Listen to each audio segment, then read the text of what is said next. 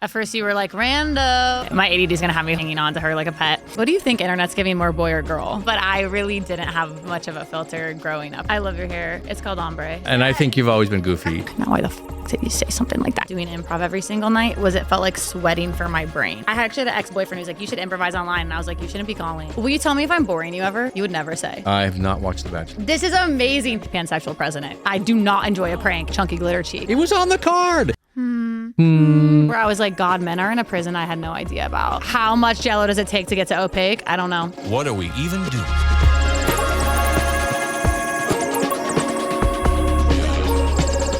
What are we even doing? Hey, hi, you found my YouTube channel. What the heck? It's Kyle MacLachlan. Come on, subscribe, smash the button, hit it, punch it, let's go. Hey, I'm Kyle, and we're here with What Are We Even Doing? This is where we sit down with artists, creatives, musicians, actors, and we talk about their creativity, their process, how they use the internet. And today we have a very, very, very special guest. Who is it? Brilliant comedian, writer, actor, known for the roles in Hacks. I watched that scene. Overcompensating. Welcome to Flatch. I want to talk about Jenny Bix. Welcome, Holmes. So nice that you're here. Thank you so much for having me. I feel very lucky. And I really only had a little coffee today. So just know, like, I'm not that nervous. It's mostly just coffee. But I am like a little bit nervous in your presence still. Really? But not bad. I don't. Yeah, I want you to feel totally, totally comfortable. It's nothing you've done. No, I'm like, he was scary. No, he wasn't.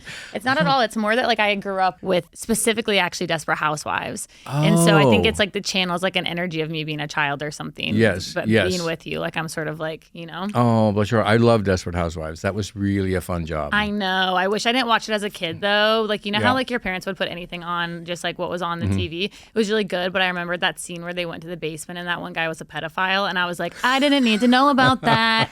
Please don't share that with me. Yeah, it was like new topic unlocked, you know? Yeah, I wasn't sure. But other than that scene, That was okay. loved the show, means the world, loved Orson. Yeah, it was good. Orson was a lot of fun.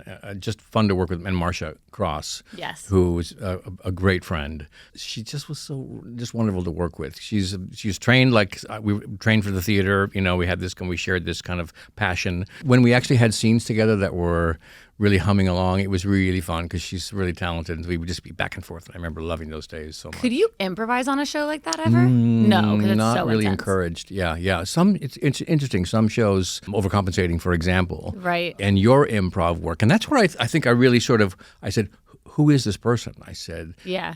At first you were Because- like, rando. no, and then you were, like, I didn't know. locked in. I didn't know because you were creating something. You were creating an individual, a person that was very different, very special. And I don't know if Benny had said, oh, this is kind of who she is, or if you came to her and said, I'm going to do this with the character. I don't know. I think that it was different than they expected, for sure. I think like definitely her personality was on the page as far as like, I really understood that when I got that monologue for the script where she's sitting next to Carmen and explaining Candid Campus Couture, Yeah. that was my audition. But yeah, I originally auditioned for Carmen and then they sent, which is more the kind of tape I would get normally because like Wally's like the most beautiful person in the whole world, but like the description of the person was kind of like goofy, awkward, you know? Right. So then they were like, hey, we loved her Carmen tape. Let's see her do Hailey. And when I saw it, I was like, I never get to audition for things like this because it was sort of like, party girl, because you know this industry is like it's a very look based industry, and it's a big reason growing up in mostly in Nebraska, Florida. My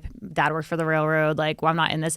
I didn't grow up in this industry. Right. It was very obvious to me that like I wouldn't be allowed in, I think. And so I just was like, I'll do improv. And so I moved to Chicago after college and was just like, I can be anyone and like I'll just work random jobs all the time. Oh, I love that. And then when Recreate yourself, basically. Yeah. Yes, I mean, well, that's the beauty of improv. And I think without long form improv, look, I'm like, just so you guys know, like my ADD is going to have me kind of hanging on to her like a pet. I love that's why she's there. Thank you. But I think long form improv really sets you up to be able to play like any age and really believe it, or any type of person. Talk to me about that long form improv, because my first experience first experience with improv was on Portlandia, working with Fred and Carrie. Yes, I mean, total geniuses. And total geniuses. And I came into it maybe the way you felt. I was like, I'm scared to death. This is not what I do. I got to have a script. And then they were like, no. And they said it. And they were so encouraging and just so helpful.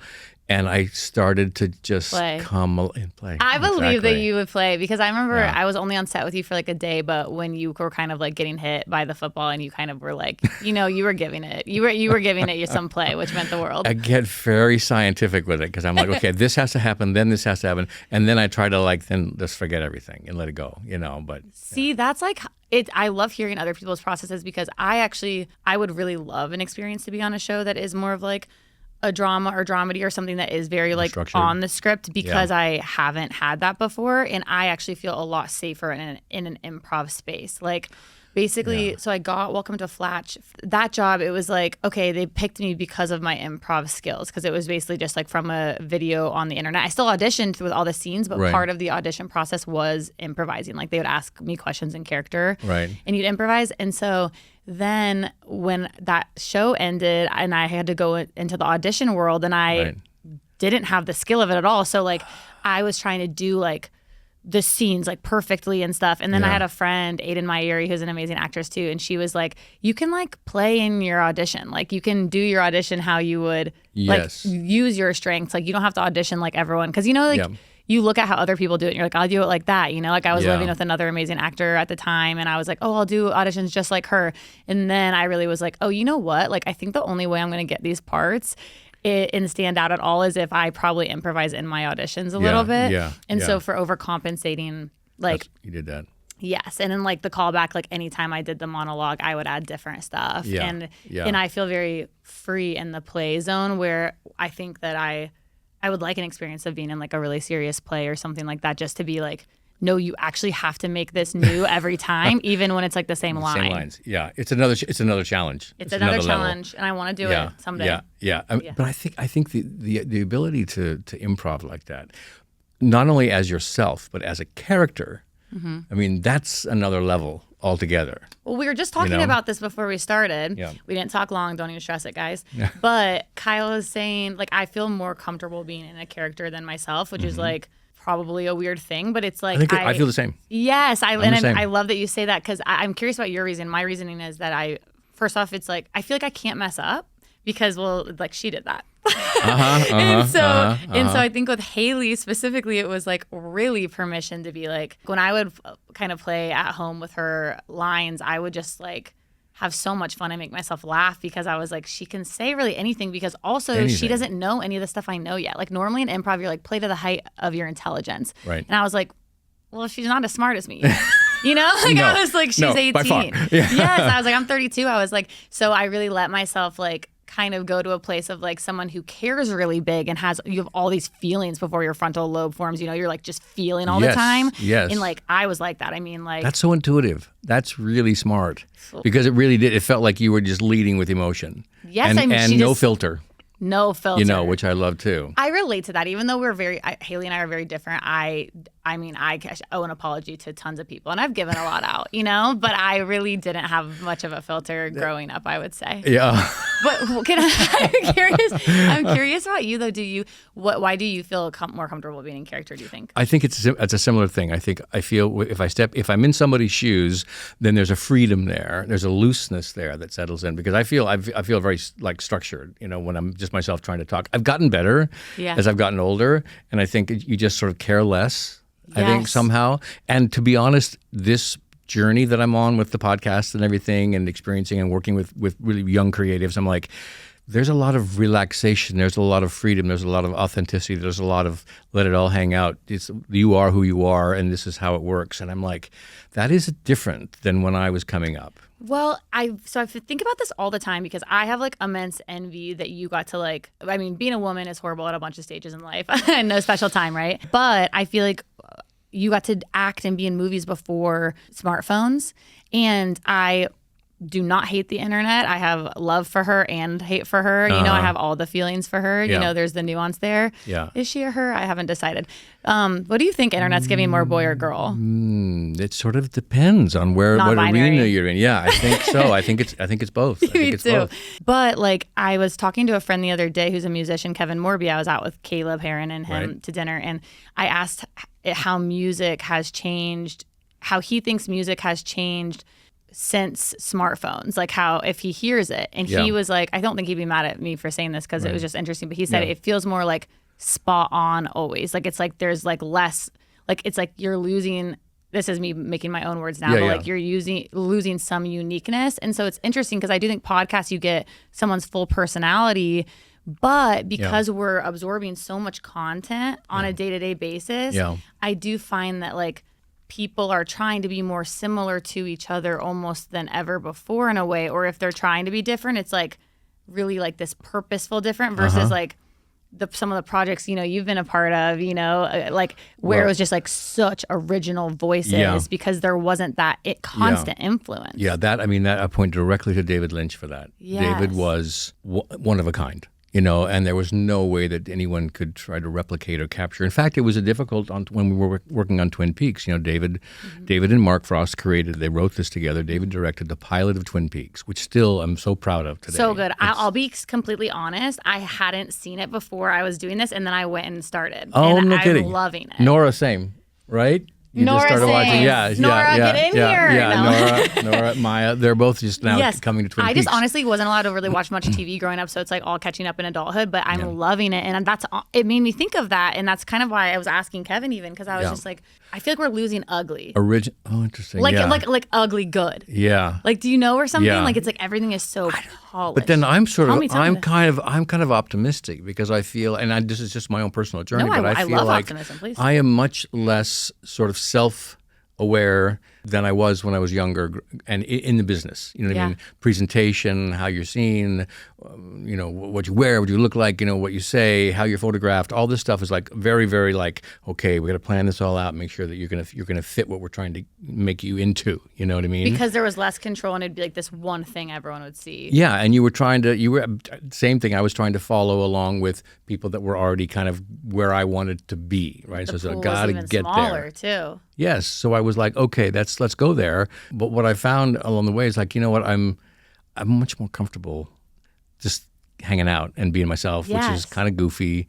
kind of fun, not really caring too much, a little bit, but not caring too much. Like I said, you know, my hair is about 6 different shades of color. I love your hair. Like, it's on its way. It's called ombre. It's called an ombre. That's so nice to know. Sorry, we kind of actually are both working in ombre right now. And my hair, I don't know if you guys can tell, still drying from my shower. I've never owned a blow dryer.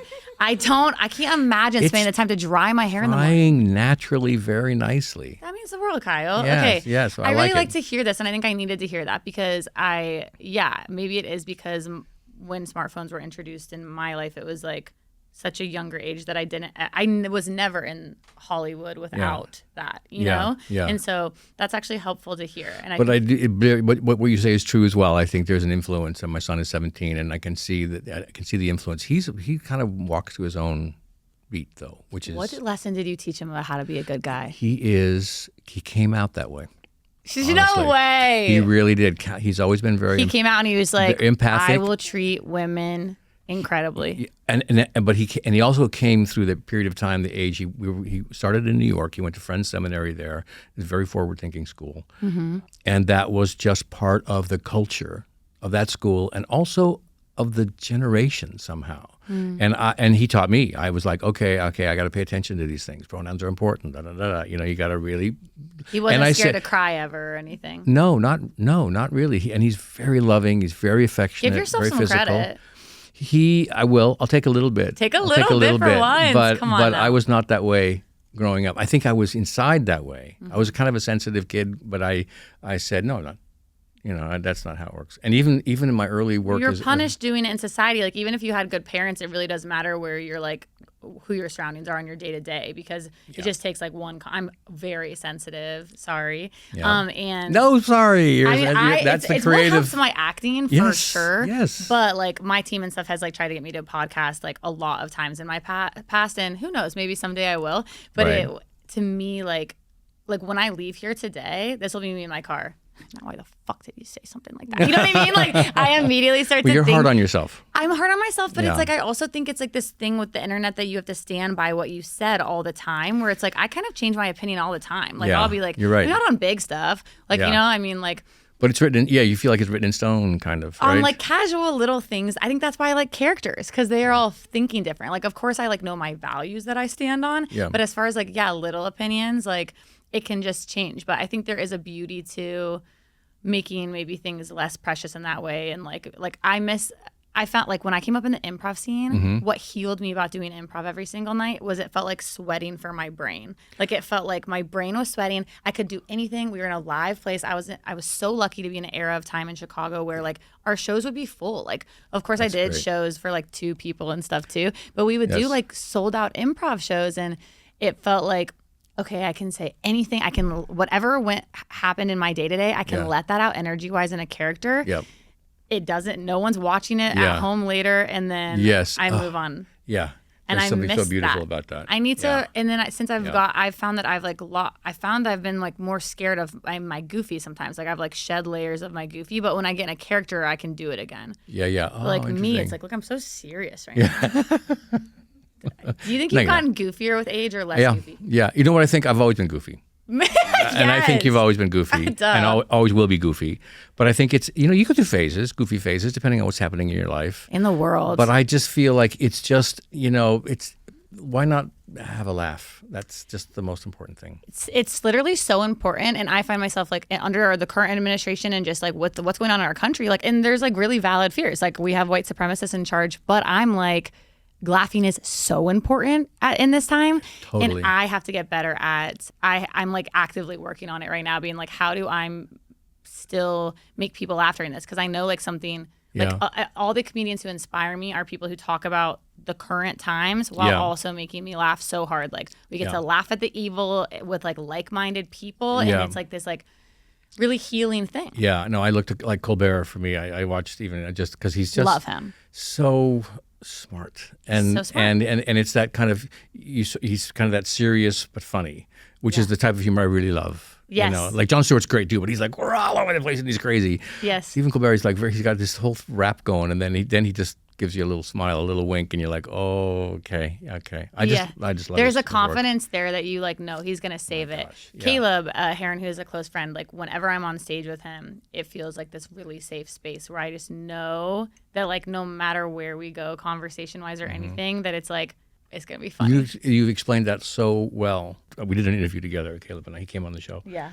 And I'd met him before. We did like a little thing together. I didn't know him, I hadn't met him ever, but I watched him work, and we had shared a little scene together. And I watched him. I said, "This guy knows what he's doing. This guy is smart. This guy he's cutting and editing in his head for just a little tiny moment." And I watched his face, and I watched him repeat and know what he needed to do at a certain point in time. And I just took it all in. And I was like, okay. And you're absolutely right. He's incredibly confident, so well spoken, so smart. And I was like, I get what you're saying. So smart. I mean, I think that some people who make comedy look so easy, like people will be like, well, like some guys love to come to comedians and like, and be like, I could be a comedian. I could do that. It's like, because it's an easier thing to say versus like if you saw like a dancer or something, Yeah, because I think you watch it and you're like, I'm making my friends laugh all the freaking time, and then it's like you actually, and I think Caleb, when I watch him, it's like, it feels so effortless. Yes. And I'm just like, it's not. Like he works, and being his close friend, I'm like, he works so hard. Yeah, but that's the thing about comedy. Good comedy, it looks effortless, but it's incredibly challenging. Yes. Everything it hangs on just, a moment, a timing, a look, a glance. It is why improv is like such an incredible skill to have. But I will say, like, I used to rely on it so much when I was in Chicago. I would like do stand up occasionally there, but I would mostly do improv. Right. And I would like really rely on my improv skills in stand up. So I would be like, go to a mic or something, and I'd be like, this is the topic, and we're just going to play, And I would like get laughs, and I'd be like, do. I was also like drinking. And when you're like drinking and you like listen to the recording later and you're like, not as funny as we thought. I thought. What was I hearing? Yeah. I was like, God, I killed. Yeah. But I did honestly do well often.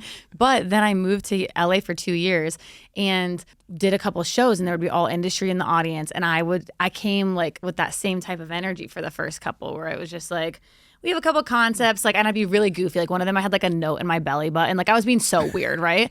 And then like I was like, everyone was looking at me like, really? Like just like, and then I had to talk with myself where I was like, hey, so you have to have like jokes written out and like they have to be really polished, and then you get to use your improv skill to play off of those. It's what's so funny about reviews. And I think it's so funny when people give a lot of weight to reviews because I'm like, this is like one dude's opinion of like art. Yeah. Like it is so, it's so like my favorite art will never be for everyone. Right. Ever. Right. So I think sometimes you have to find yourselves like, who are my favorite artists?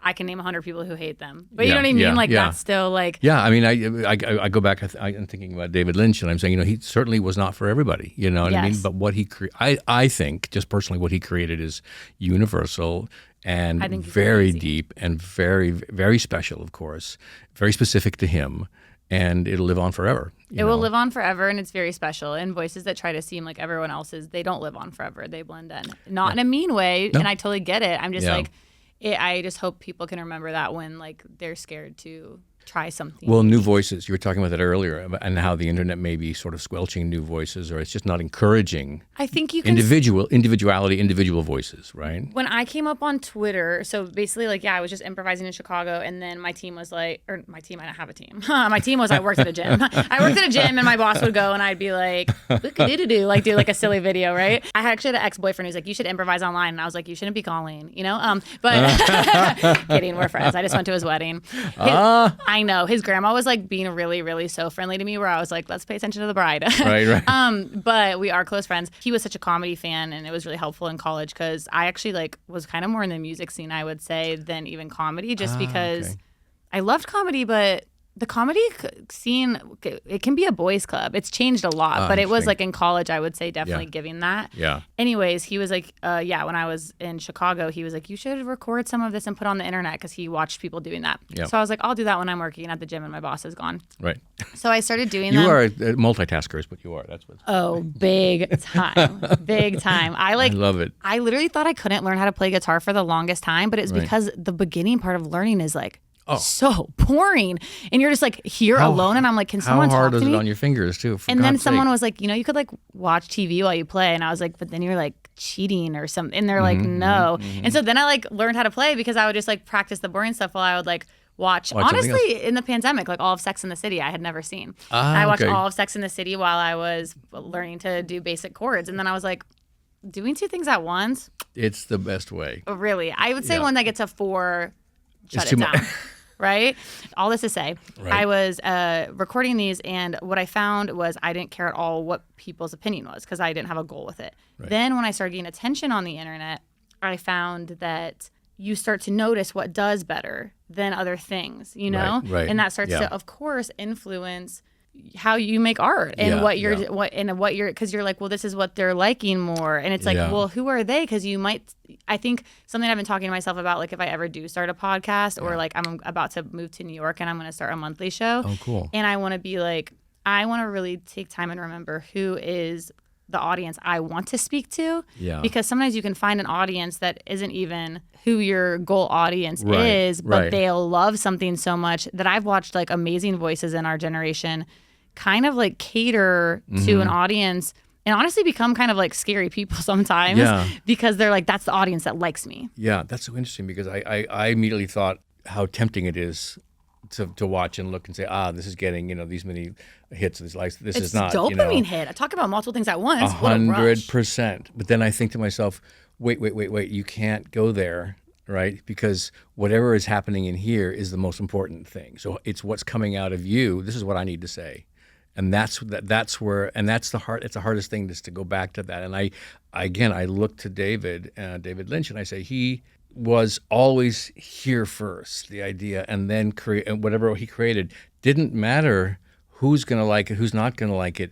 I need to do this thing, do that thing. And I try to remember that because it's for someone. The fact that I really genuinely believe that artists, when you feel something inside you that is supposed to come out, it is for someone. And if you start to cater to someone that your thing isn't for, it's not gonna resonate. You're killing it. You're like feeling you're gonna just be like numb little boy, but that makes me so I'm very inspired by him, even from starting Twin Peaks, watching Blue Velvet. I'm just like, I'm very inspired, and I love hearing you say this stuff too, because and I really it makes me really excited, and I think that the internet is a tool, and if we remember what we just talked about, it can be used beautifully. Yeah, just with caution, I think. With caution. Yeah. Use with caution. Do you sleep with the phone in your room? I do, but I'm kind of like I'll just turn it. I don't really have a problem putting it away. You're not addicted. I'm not addicted. I mean, but when you are, but it is a time suck. You know what I mean? And when you sit and you start going, because then some stuff is interesting. And you're like, what does Neil deGrasse Tyson say? I'm reading about Saturn. Of course. Like, this is kind of cool. And, and then it goes to something else, you know what I mean? Then you go something goofy and then you go back.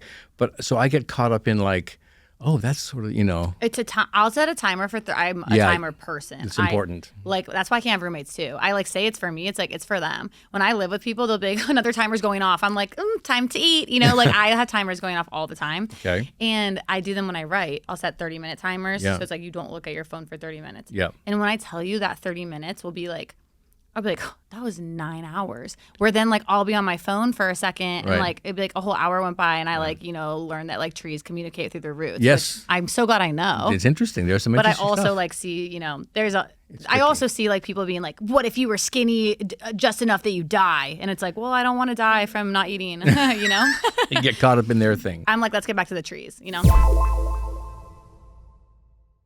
Will you tell me if I'm boring you ever? You would never say. You're not boring What me. if you? That would literally go so If viral. you look over and if you you literally were like this and you were like, see me you're like boring that. me, viral, 1 million likes. People would literally lose their mind. Well, I'm sorry, it's not true. Fine. But for a sketch, maybe we could do it. Okay. Here's what I'll say. The Pansexual Bachelor, basically what happened is, came up in Chicago scene, then got welcomed to Flatch, and then I was like, I guess I'm an actor now. What the heck? Right. So then I was like, okay, I moved to Los Angeles, right? City of dreams. And so, and it was right after COVID. So I was like, am I on vacation? And then it was like, no, like you don't have a job. And so I have always been a big fan of Bachelor Nation. Not anymore. They changed the whole thing. Right. Okay. But it used to be the best comedy on TV. I mean, these... Inadvertent comedy? It was, yeah. I mean, the producers knew what they were doing. Right. They really did. And also by the end, I would always like end up like loving a girl who in real life I would have judged, Like in real life, there's a type of girl that was like, mean to me growing up, maybe because I was like chubby or whatever, who like then I see in adulthood and I'm just like, oh, stupid. Yeah. And like by the end of the like final 3 in Bachelor, I'd be like, I love Alyssa and like she means the best, So I always love The Bachelor. And I also am obsessed with romance. I just think it's like the most interesting thing we do. So would always watch The Bachelor. And so then I was like, what if I am The Bachelor? And the pansexual is just like, I would say the nerd TV word they would have used instead of saying like queer or something. So that's why I did it for the thing. Okay. I would never call myself pansexual out loud. No offense to anyone who does. It just kind of sounds like... Not your thing. I would just say queer fits me more, I guess, for me. It's a little kind of more that ugly thing, Pansexual is like, oh, I am a pansexual. Yeah. I feel like if we ever had a queer president, it would be a pansexual president. Please, God. Can you imagine? The country would be in such a great, beautiful place. I would start doing Pledge of Allegiance again. But what I'll say is this. I was like, I need to make people come to the improv show. So I was like, I'll be the Bachelor. I'll cast all my funny friends. And they all get to pick a character that they get to play for the whole time, but I will be myself. And then we'll do it like the actual Bachelor, but we'll have like 6 episodes, but it'll be a live show. And I structured it with a friend, Anna Weiss, amazing producer. That's brilliant. We structured it so like we knew that there would be like a group date, a one-on-one date, and there was always a confessional on stage, which was very fun. We knew how it was structured, but within all the scenes, it was fully improvised. So it like allowed for this like, it was so fun. Have you ever watched The Bachelor? You can be honest. I have not watched The Bachelor. This is amazing. I think I've seen like like you see like it makes a ton coming of soon, sense that you haven't watched it. I don't watch the Housewives, and I'm always left out of friend group talks about it. They're all talking about the Housewives. I only like reality shows that are like competitions to in love, which is like really a dark thing we do, but I'm hooked. You're all in. Yeah. Yes, not with the new Bachelor, but what they do on Bachelor sometimes is you have a one-on-one date. Okay, so you're on a date with someone and they like bring you to this like weird castle or something, and you're like, where are you, right? And then they'll bring out like a talent. So like you're talking to this person you don't know, and then like they'll be like Rocky and the Moonstar, like a band you've never heard of, right? Or like something, or like genuinely will always be like Blade of Grass, and then like one guy comes out and he's like, oh, no, and it's like he's like singing for them, and they're like just getting to know each other and like dancing. It's like really uncomfortable, right? It's perfect. Like, it's like amazing comedy. Okay, I think I have to watch this. All right. Watch some old seasons. I mean, so we would do that like on the date where I would have another comedian come out. Like I had my friend Laura Peak do a stand-up set for me and one of the people on a date. So we had to like kind of relate through the stand-up set. Like, so like I really just let it be. That's so uncomfortable. It was really, it's very like, well, do you ever watch Nathan Fielder stuff? My show was not what Nathan Fielder does. I will say that I think The Bachelor actually did do a lot of stuff that Nathan Fielder did, but they weren't they didn't have the same mission. Yeah. But to me, I laughed the same at both of those shows. Well, that's what's because all the reality shows now are very much like super edited and like high contrast. And where it used to be like, you know, two people who like are pretty socially awkward, like, you know, just like on a date, like, I don't know, growing up was tough, you know? And it's like, there's like a camera right there and you can tell they like feel it. Like it used to be really awkward and I like that. We've been chitty-chatting here, but we want to just have a couple of little conversations about overcompensating, which we're both in. And what honor. we both worked in it. And you can tell me about your experience playing, and I love this, Hailey Marie Matthews, a.k.a. And then I was thinking, not to interrupt, but then I was thinking, you know, I'm Kyle Merritt McLaughlin, so I'm I was like, doesn't have the same ring to it, but meant the world. Yes, I literally like. That's the honesty coming out right now, because I'm like, what do you mean it doesn't have the same ring to it? It sort of sounds good to me. I was just telling Kyle that honesty is my greatest weakness and strength. With Hailey, I found that my getting into her was easier than any character before because the outfits and the makeup and stuff was so extreme. Like I felt like I was in. I mean, wasn't your. Yeah, I brought a few pieces from home. A few of my favorite pieces from home did make it in. Yeah, no, wardrobe's texting me. Can you actually bring your leopard tops? I don't have any. But so I think that they really helped a lot because it was stuff that I don't show very much skin in my day-to-day. I've gotten better at it as I get older. I'm better at it. It's a weird way to say. I'm just like, yeah, we dress. I'm better at showing skin. Yeah. I'm like 4 years old and I'm like only in like huge gowns. No, I just feel like it helped a lot because I really felt like a different person. Totally. And I also didn't know these people before this show. So like Benny and I had met at two different. I'm surprised because we met at two different shows. Okay. That but had never hung out. We thought each other were funny, but that was it. And then like Mary Beth and I knew who each other were from the internet. I've always really looked up to her. I think she's one of our best stand-ups. She's amazing. She is so funny. It is actually crazy because it's like one of those girls who like you're like, oh, she's gonna like be scary or like serious. Like it's almost like the Bachelor effect with Mary Beth, where I'd be like, you know, and that scary, they can work both ways. Oh, then when she opens her mouth, she blows me away. I'm like everything she says is a joke. Like I'm like, talk about like Caleb and her both, I think, have that skill. So I knew. But dead still. Yes. And Wally, I didn't know. And I fell in love with Wally, like one of my really, really close friends. Yeah. And so all that to be said, though, it was kind of like they were meeting me as this like Hailey Holmes hybrid because right away I got to set and I was right away in her costumes and dyeing my hair and like was very in that. And so even in my time off of Hailey, I did feel like, I mean, it's just such an extreme character. So she kind of is in you a little bit. Yeah. Like I would notice things like that I would normally never get upset about or something. Right. And I would just be like a little bit like, oh, well, that's fucking annoying or whatever. And then I'd be like, you're actually Holmes right now and you're acting like you're 12, you know? But it's because Hailey was like really in me during those months. Yeah. But she was also in me in a positive way because I felt like what my favorite thing about Hailey is that and my favorite thing actually about youth that sometimes we lose is like, that she will say whatever is top of mind. Yes. And that she knows, I think, deeply that she is so smart and cool. Yeah. And that other people will catch up. Yeah. That's how, I met you the same way. You were in character pretty much. I was, literally. Yeah. And I was so intrigued because I said, there's a visual going on. There's the stream of conscious that's going on. Kyle's like, I felt sick, but like also moved. No, I was like, so intrigued. I was like this, and I was just so impressed. Well, and the part was cut that our little moment is seen together. Yeah. No, not a big deal. And I actually really get why they did it, but it was like, because we were meeting Peter and Grace and stuff right outside college. And at first there was a part where Hailey, me talking to the audience, but we had a part where Hailey runs into you guys. And I kind of I did make a little moment. I hammed it up in a way where we were both kind of doing our physical bits there. Like you hit, and I was like, ooh, like tripped over like 9 suitcases. It's like she would trip over one. We didn't need that as Hailey's introduction. I think also because Benny told me that when he watched when they were in the edit, because Hailey is just a recurring character for season 1, but then they were like, oh, her friendship with Carmen means so much. We actually want to have an introduction of them meeting. So that scene where like Hailey and Carmen meet was a reshoot later in LA because it wasn't, which I feel really honored that they did that. Yeah, interesting. What they see was characters develop, and they said, no, actually this needs to happen here. Yeah. But that's just smart editing. Because you don't see it on the day. You write something, but then you see other stuff. Because that's what they say. They say there's 3 movies. or 3 shows, or whatever it is. There's the one that you write, script out. There's the one that you perform, that we performed, and then there's the one you edit.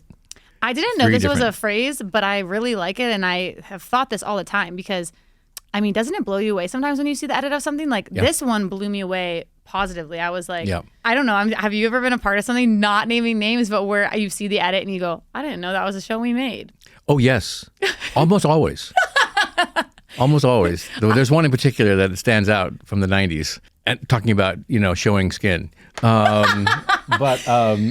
That was like, that was not the show that I thought we were making. Isn't it? It's a really crazy experience. I didn't know that coming into this industry. And so it was something that I think I prepared myself more for this show with. And I knew that when they delivered the episodes to me, I was like, I will watch this and make my own opinion alone before anyone else starts to, because that's something that happens too, is like sometimes when I start to hear other people's opinions, I'll be like, what do I even think? So I watch these with my sister, which feels alone because you need to grow up with someone. But, and your reaction? I was crying. I was crying because I first off thought it was really funny, and it also to me spoke to, because when at first they were like general college, because I asked like what exact year is this happening, and when I auditioned, and they were kind of like college, and like they gave like this general type of vibe, and it was like of course influenced by sort of the time period Benny and I were in school. But then when I saw it, I was like, oh, I actually know exactly what he was doing, and it gives me an extreme nostalgia of like that time, but it is like, it was just heightened in a way that I found really emotional in a really funny way, but then also in like how hiding hurts all of us. And I just like, it's funny because I would talk to some coastal gays about the and I think that sometimes coming out to some of them seems like something that we've already like gotten over or something, like it's like, oh, that's not a big deal anymore. Where it's like, and not all of them, this is just like some people, you know, where I know I grew up mostly in Nebraska, and I knew one lesbian, and I remember like on a walk home one time being like, I hope I don't have to do that because of how people are so mean, and it's like this thing of like, I literally had hooked up with multiple women before I would even admit that I'd be like, straight though, having fun last night though, right? And everyone's like, I don't know, girl. So when I think about it, I'm like, I just know that not only did I enjoy the show and laugh and stuff, but I also just know how important it is for people growing up in it in college literally today to see that, because it just is like, it's like anything you do normally in like a hiding way, it doesn't just hurt you, it normally does end up hurting other people. That's why like, even though my honesty gets me in trouble, to me it feels like the only justice I have, because there's like so little justice. It's a great quality, but so I cried, I loved it, and everyone's journey is going to be different. We're still here with Holmes, thank God. Okay, I designed this game. Actually, Nora and Maya designed it, but I'm pretending like I'm actually. See, I like that you gave them the credit. That was really sweet. This is called Would You Rather with Holmes and Kyle. Play it at home, be safe. Yes. Okay. So a few years ago, you sat on a bench and you asked passerbys. I did. On video, and I quote, your girl. Would you rather your girl be hot and sick? Yeah.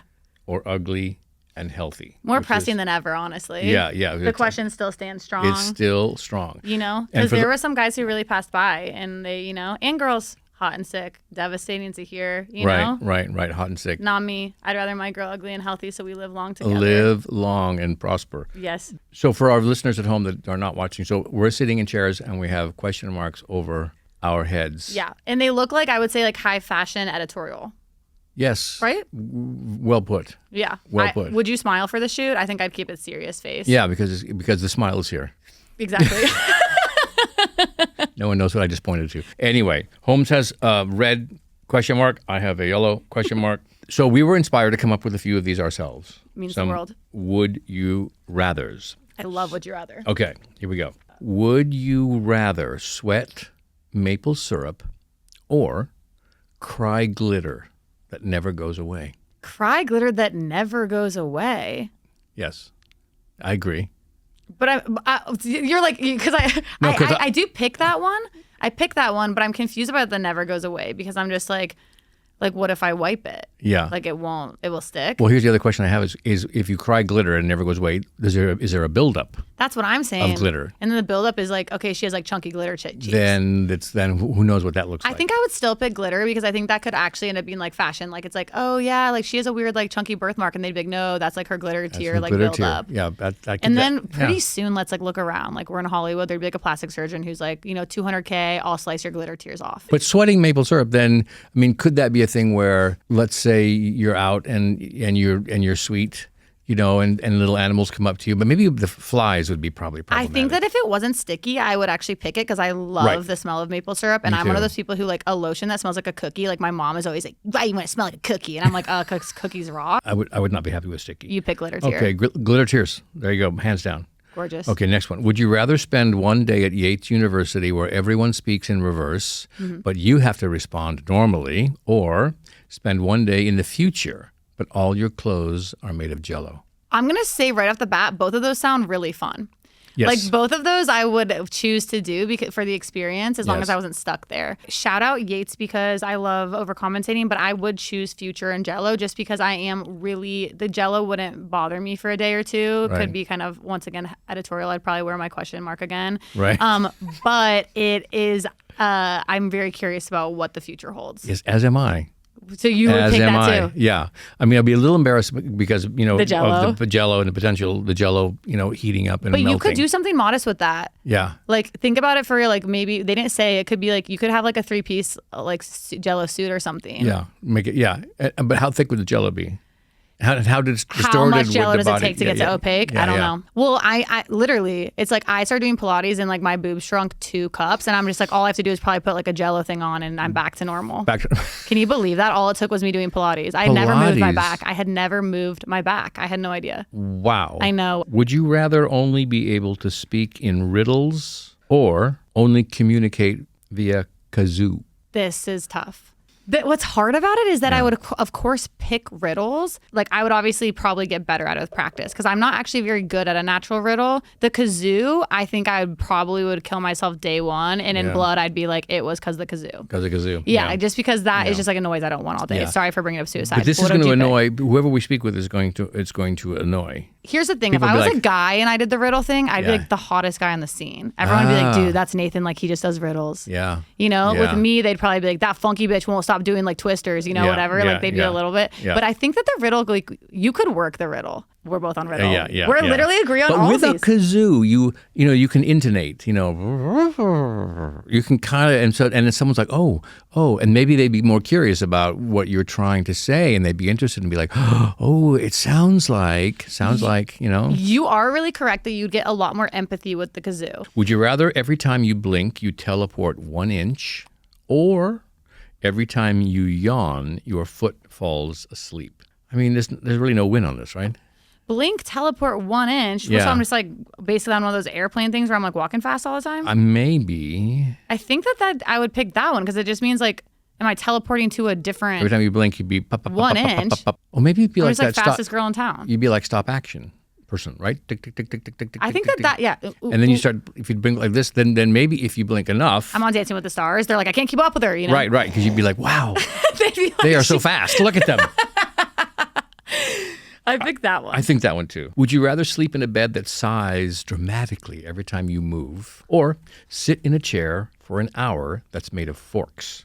This one's like, we're getting into like territory that's interesting. I'm gonna say I'm fine with the bed.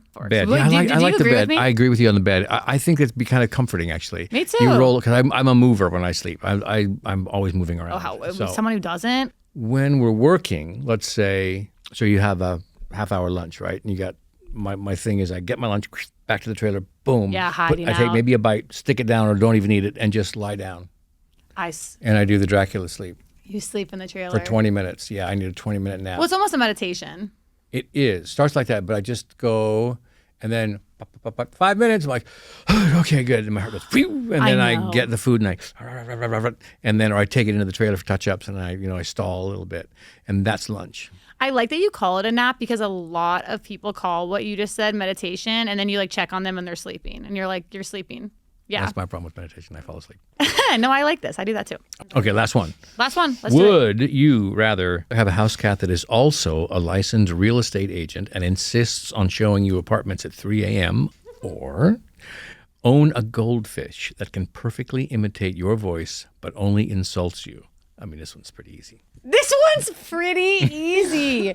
I will say it's crazy how some of the questions are like things that I would like to experience, you know, and then some are just like, you know, you're sitting on like a bunch of forks. Genius of my I love the team. Love the team here. They're doing really good work. This is the hardest one for me because they both, like, the goldfish would be such a fun party trick, but I think actually I would get hurt by some if it was only hurting my feelings. I've never been like a roast comic. Like when someone says something mean to me, I'm like, I'm sitting with it. You know, like people like Caleb we talk about, or like Duran, they're so good at being like, well, give it right back to you. Where like if a goldfish is just like, you're boring, I'd be like, who said that to you? You know? So in your voice too. Imitate your voice. In my voice, that is mental case for me. Yeah. I'm gonna do the cat because she would. I'm about to tear up. Zinc is my cat. If she came out in like a little skirt and was like, we have a property, like it would be so funny. You've just changed my mind completely with your description. You didn't want to get woken up. I want the cat too. I was thinking, the goldfish could be really fun because it could be like a bit. I mean, just to see your cat walking on, like, to me, the cat is like... You've already told. Well, for sure, the cat is like on its bottom legs and is like walking around. Yeah. And it's like, these are the original tile. Yeah. You know? Yeah, like... Don't scratch that. Don't touch Sometimes you have to put it in your place. Look at the curtains. She's like, I'm in charge here. Thank you for having me. I'm so glad you came. Thank you, everybody. That's all the time we have. Oh, did we answer the question, what are we even doing? Maybe not, but we had a good try. We did some. We had so much fun. I really, really enjoyed speaking with you, learning about you, and hearing about what you're about. I mean, I could talk to you for hours and hours. I had the best time ever, and thank you for doing this. I'm so glad. Thank you. What Are We Even Doing is a production of iHeart Media and the Elvis Duran Podcast Network, hosted by me, Kyle MacLachlan, and created and produced by Full Picture Productions. Yay! Featuring music by Yada and artwork by Danica Robinson.